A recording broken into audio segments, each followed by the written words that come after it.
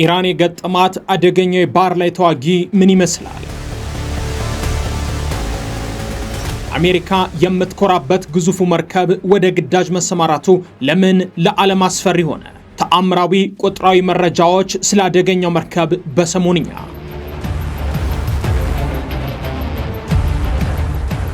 አሜሪካ በኢራን ላይ ጥቃት መፈጸሟ የማይቀር እንደሆነ ማሳያው የምትኮራበትን ድንቅ ክንዷን ወደ መካከለኛው ምስራቅ ግንባር በማሰለፏ ነው። ይህ የአሜሪካ ክንድ ደግሞ ዩኤስኤስ አብርሃም ሊንኮልን የተሰኘ ግዙፍ የአውሮፕላን ተሸካሚ መርከብ ነው። ምክንያቱም $6 ቢሊዮን የግንባታ ወጪ የወጣበት ይህ መርከብ ለተልኮ ሲንቀሳቀስ የቀን ወጪው $7 ሚሊዮን ወይም በወር $210 ሚሊዮን በመሆኑ ይህ ከፍተኛ ወጪ ደግሞ ወታደራዊ እርምጃ ለመውሰድ የሚያስገድድ ሁኔታ ካልተፈጠረ በስተቀር እንዳይንቀሳቀስ ስለሚያደርገው ነው። ይህ ከፍተኛ ወጪው ደግሞ ወታደራዊ እርምጃ ለመውሰድ የሚያስገድድ ሁኔታ ካልተፈጠረ በስተቀር እንዳይንቀሳቀስ ያደርገዋል። ይህ እጅግ ግዙፍ የአውሮፕላን ተሸካሚ መርከብ አንድ መርከብ ብቻ ሳይሆን ራሱን የቻለ የአንድ ሀገር ግዙፍ የተቀናጀ የጦር ኃይል እንደማለት ነው። ኢራን ደግሞ አሁን ግዙፍ የመርከብ ሀገር የተላከባት ሌላ አገር ሆናለች። ከቀናት በፊት ደግሞ ወደ ኢራን አቅጣጫ እየተጓዘ የነበረው ይህ ግዙፍ የአሜሪካ የጦር መርከብ ከዓለም ጋር ያለውን ማንኛውንም ግንኙነት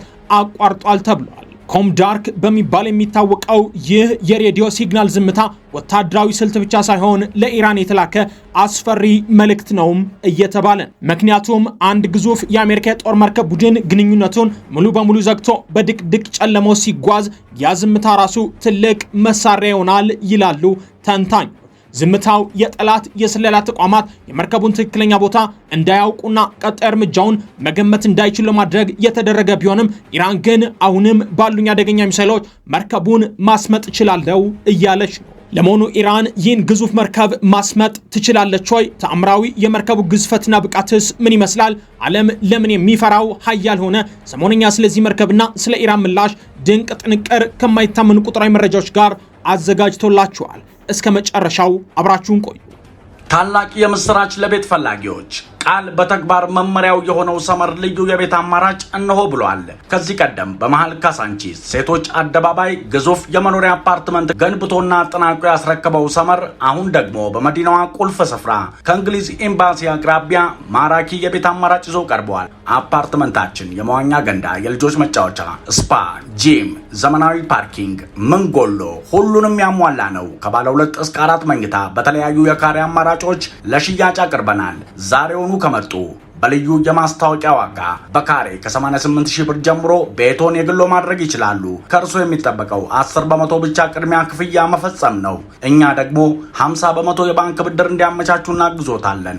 ለበለጠ መረጃና ለሳይት ጉብኝት በስልክ ቁጥር 0992288804 ፈጠን ብለው ይደውሉ። ሰመር ቃል በተግባር።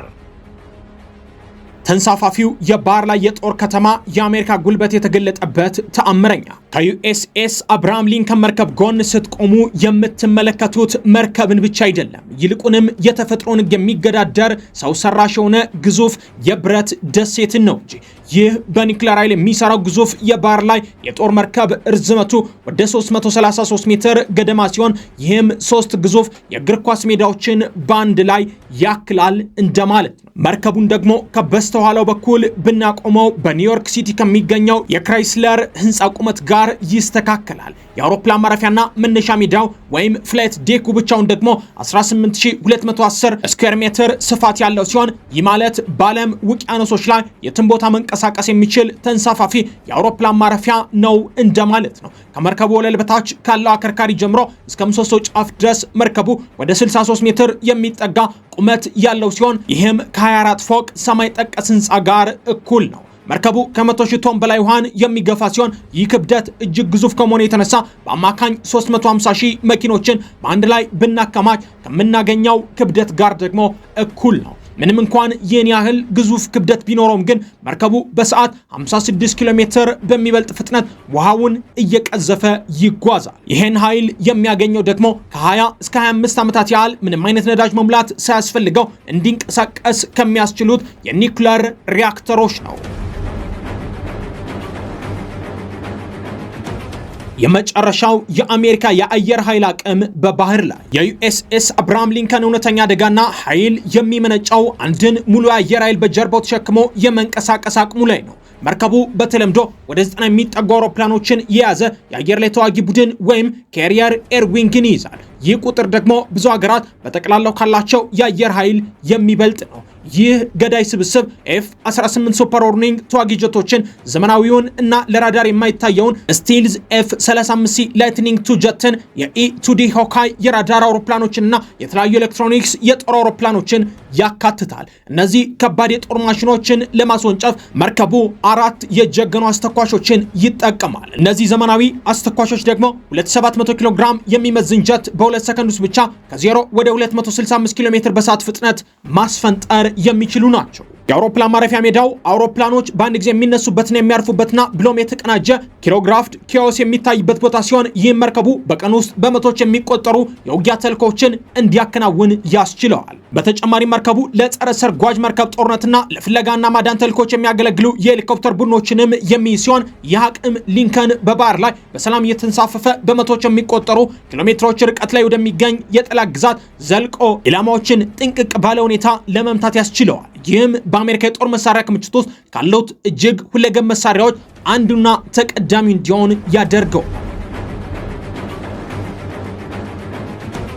በግዙፉ መርከብ ላይ ያለው የህይወት እንቅስቃሴ ምን ይመስል? ይሄንን ሜካኒካል አውሬ የሆነ መርከብ ለማንቀሳቀስ የአንድ ትንሽ አሜሪካ ከተማ ህዝብ ያህል ቁጥር ያለው ሰው ያስፈልጋል። ዩኤስኤስ አብርሃም ሊንከን ለሙሉ ተልእኮ በሚሰማራበት ጊዜ ወደ 5700 የሚጠጉ ሰራተኞችን በውስጡ የሚይዝ ሲሆን እነዚህም መርከቡን በሚያስተዳድሩትና ጀቶችን በሚያበሩት ብሎም በሚጠግኑት የአየር ኃይል አባላት መካከል የተከፋፈሉ ናቸው። በመርከቡ ውስጥ ያለው ህይወት የሚያቋርጥ የስራና የጥገና ውደት ያለበት ሲሆን ሰራተኞች ብዙውን ጊዜ በቀን ከ12 እስከ 16 ሰዓት በጥንካሬ ይሰራል። ይሄንን ግዙፍ ተንሳፋፊ ከተማ ለመመገብ ደግሞ የመርከቡ ማብሰያ ክፍሎች በየቀኑ ከ18000 በላይ ምግቦችን ያቀርባሉ። የሎጂስቲክስ ቁጥሮቹ እጅግ አስገራሚ ሲሆኑ የኩሽና ሰራተኞቹ በቀን 800 ዳቦ፣ 300 ኪሎ ግራም ዶሮና በሺዎች የሚቆጠሩ ሊትሮች ወተትን ይጠቀማሉ። መርከቡ ከዚህ በዘለለ የራሱ ሆስፒታል፣ የጥርስ ህክምና ክሊኒኮች፣ ፖስታ ቤት፣ ጅሞችና የመገበያያ መደብሮች ስላሉት ሙሉ በሙሉ ራሱን የቻለ ነው። በመርከቡ ላይ ላሉ መርከበኞች መርከቡ ለወራት ያክል መላው ዓለማቸው ነው። ተልእኮው እንዲቀጥል በተደረደሩ አልጋዎች ውስጥ እየተኙና በጠባብ ክፍሎች ውስጥ እየኖሩ ግራጫ ቀለም በተቀቡ የብረት ኮሪደሮች ውስጥ ህይወታቸውን ያሳልፋሉ። የሀገራቸውን ከፍታ ለማስጠበቅ ለተልእኳቸውም ይተጋል። ለመሆኑ አሜሪካ እንዴት ይህንን ግዙፍ መርከብ መገንባት ቻለች? ይህንን ያህል ግዝፈት ያለው መርከብ ለመገንባት አብዛኞቹ ሀገራት ሊያስቡት የማይችሉት የገንዘብ አቅምን ይጠይቃቸዋል። ዩኤስኤስ አብርሃም ሊንከን እንደ አውሮፓውያን አቆጣጠር 1989 ሲመረቅ የግንባታ ወጪው በግምት 4.7 ቢሊዮን ዶላር ነበረ። ነገር ግን ዛሬ የዚህን አይነት መርከብ ለመገንባት ወደ 13 ቢሊዮን ዶላር ይጠይቃል። ይሁን እንጂ መርከቡ መገንባት የወጪው ጅምር ብቻ ነው። የጀት ነዳጅን፣ የሰራተኞች ምግብንና የጥገና እቃዎችን ስናነሳ አንድን ካሪየር ስትራይክ ግሩፕ በባህር ላይ ለማንቀሳቀስ በቀን በሚሊዮኖች የሚቆጠር ዶላር ወጪን የሚጠይቅ ነው። መርከቡ የሚንቀሳቀሰው በሁለት ዌስቲንግሃውስ A4W ኒውክሌር ሪአክተሮች ሲሆን እነዚህም ለ100,000 ሰዎች ከተማ የሚበቃ ኤሌክትሪክን ማመንጨት ይችላሉ። ይህም የኒውክሌር አቅም ለመጠገን ውድ ቢሆንም በዋጋ የማይተመንና ያልተገደበ የመንቀሳቀስ ስትራቴጂካዊ ጠቀሜታንም ግን የሚሰጥ ነው። መርከቡ ዕድሜውን ለማራዘም በቅርቡ ያደረገው አጋማሽ የህይወት ዘመን ነዳጅ መሙላትና አጠቃላይ ጥገና ወይም ኦቨርሆል ብቻውን ተጨማሪ ሚሊዮን ዶላሮችን የፈጀ ሲሆን ይህም የዓለም የባህር ላይ የበላይነት ዋጋ በስነፈለግ ደረጃ ወይም አስትሮኖሚካሊ ከፍተኛ መሆኑን ያረጋገጠ ሆኖ አልፏል። የአሜሪካ ጦር እንዴት ይጠቀመዋል? መርከቦቹስ በብዛት ምን ያክል ናቸው? ዩኤስኤስ አብርሃም ሊንከን ለበርካታ አስርት ዓመታት የአሜሪካ የባህር ኃይል ጀርባ አጥንት ሆኖ የቆየው ታዋቂው የኒሚትዝ ክላስ አካል ነው። ዩናይትድ ስቴትስ የዚህን አይነት 10 ሱፐር ካሪየሮችን በመገንባት ዓለማይቷቸው የማያውቃቸውን ግዙፍ ዋና መርከቦችን መፍጠር ችላለች። እነዚህ መርከቦች በቀዝቃዛው ጦርነት ወቅት በሶቪየት ህብረት ላይ ኃይልን ለማሳየት የተነደፉ ቢሆንም ለዘመናዊ ጦርነት፣ ለሽብርተኝነትና ለቀጠናዊ ስጋቶች ተስማሚ ሆነው ተገኝተዋል። በዚህ ክፍል ውስጥ ያለው እያንዳንዱ መርከብ ለ50 ዓመታት እንዲያገለግልም ተደርጎ የተሰራ ነው። ይህ ማለት ሊንከን እስከ 2030ዎቹ መጨረሻ ወይም 2040ዎቹ መጀመሪያ ድረስ በአገልግሎት ላይ ይቆያል እንደማለት ነው። ምንም እንኳን አዲሶቹ የፎርድ ክላስ መርከቦች በኤሌክትሮማግኔቲክ ካታፑልቶችና በአዳዲስ ቴክኖሎጂዎች ወደ አገልግሎት የገቡ ቢሆንም እንደ ሊንከን ያሉ የኔሜቲዝ ክላስ መርከቦች በታሪክ ውስጥ እጅግ በጦርነት የተፈተኑና አሰማማኝ የጦር መርከቦች ሆኖ ቀጥለዋል። ሌሎች የባህር ኃይሎች ጥንካሬያቸውን የሚለኩበት መለኪያ ሲሆኑ ተወዳዳሪ የሌለውን የአሜሪካን ኢንዱስትሪና ወታደራዊ ምህንድስና ቅርስም ይወክላል። የመርከቡ አሁናዊ የኢራን ተልኮና ወቅታዊ ውጥረቶች ምን ይመስላሉ?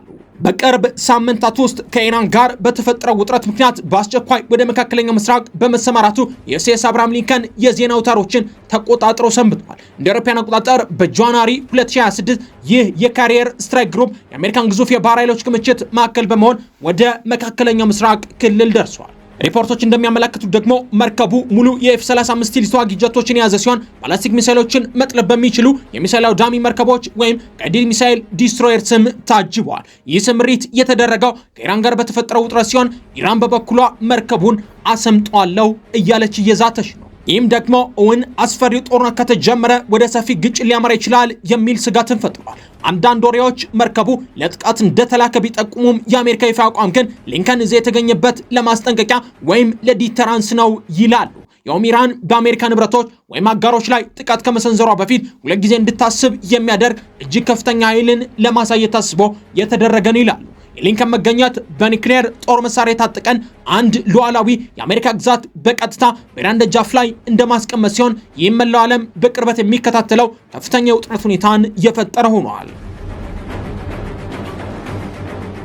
ለመሆኑ ዓለም ለምን ነገሩን በትኩረት ይመለከተዋል?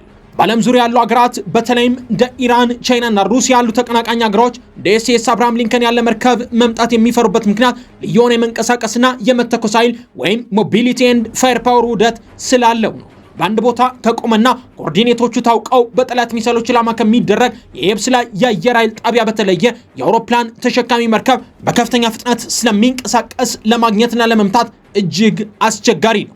አንድ የካሪየር ስትራይክ ግሩፕ አብዛኞቹ ሀገራት አጠቃላይ ወታደራዊ የበለጠ የመተኮስ አቅምን ይዞ የሚመጣ ሲሆን የማንንም ፈቃድ ሳይጠይቅ ከአንድ ሀገር ድንበር ውጪ ባሉ ዓለም አቀፍ ውሃዎች ላይም መቆም ይችላል። ይህ ሁኔታ አሜሪካ አውሮፕላኖቿን የሚያስተናግድ በአቅራቢያ ያለው ወዳጅ ሀገር ሳትፈልግ በምድር ላይ ያለ ማንኛውንም ኢላማ የመምታት ችሎታ እንዳላት ያሳያል። የመቶ ሺህ ቶን የጦር መርከብን በአድማስ ላይ መመልከት የሚፈጥረው ስነ ልቦናዊ ተጽዕኖ ወይም ሳይኮሎጂካል ኢምፓክት ብዙውን ጊዜ አንድን ተቀናቃኝ ሀገር የፖለቲካ ስሌት ለመቀየር በቂ ነው። ነገሩ በጠቅላላ የአሜሪካ ባህር ኃይል ውቅያኖሶችንና ሰማያትን በአንድ ጊዜ መቆጣጠር እንደሚችል ለዓለም የሚያስታውስ የመጨረሻው ወታደራዊ ክንድ ምልክት ነው። የተወደዳችሁ የሰሞንኛ ቤተሰቦች አብራችሁን ስለቆያችሁ ምስጋናችን ከልብ ነው። ሰብስክራይብ በማድረግ ቤተሰቡን ሐሳብ አስተያየታችሁን አጋሩን። በሌላ ጥንቅር እስክንገናኝ ድረስ ሰናይ ጊዜ።